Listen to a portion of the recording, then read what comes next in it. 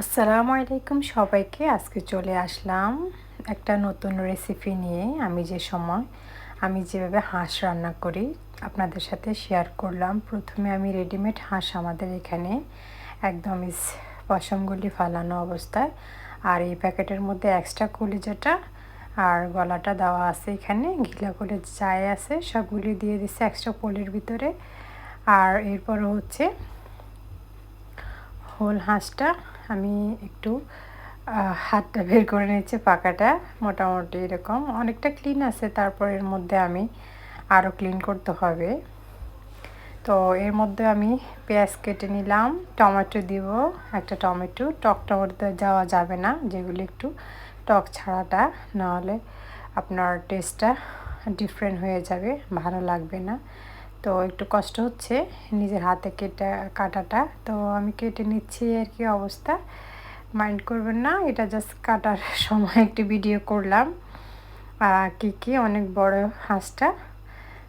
তো মোটামুটি এই হচ্ছে হাঁসের মাংসের কালারটা। স্টিল এখন আমি আরও কাটতেছি। তো আমার কাছে হচ্ছে এই তো কাটা ধোয়া সব কিছু কমপ্লিট হয়ে গেল। কলিজাগুলি আলাদা, তারপরে হচ্ছে পেঁয়াজ টমেটো তো অলরেডি। আর এর মধ্যে হচ্ছে আমার একটা সময় হচ্ছে কি, যে আমি সব সময় রান্নার সময় আপনার জিরা বাটাটা দিতে খুব পছন্দ করি। তো আমার যেহেতু এখানে বাঁশ শিল নেই, পাথর নাই, যে বাটাবাটির কোনো কাজ নেই, তো আমি ব্লেন্ডারের মাধ্যমে জিরা পেস্টটা তৈরি করি সব সময় আর ব্যবহার করি। তো দেশের একটা স্বাদ পাওয়া যায়, ঠিক না? তো আমি একটা ব্লেন্ড করে নিচ্ছি। জিরাটা আমি যেভাবে ব্লেন্ড করি সব সময়, প্রথমে আমি একটু পাউডার করে নিই, তারপরে আমি পানি দিয়ে দেই। আস্তে আস্তে আপনারা দেখতে পারবেন সুন্দর একটা জিরা পেস্ট হয়ে যায়। যে জিরা বাটাবাটি অনেক কষ্টের আমি জানি, যেটা আমি বাংলাদেশে থাকতে টুকিটাকি ট্রাই করছিলাম।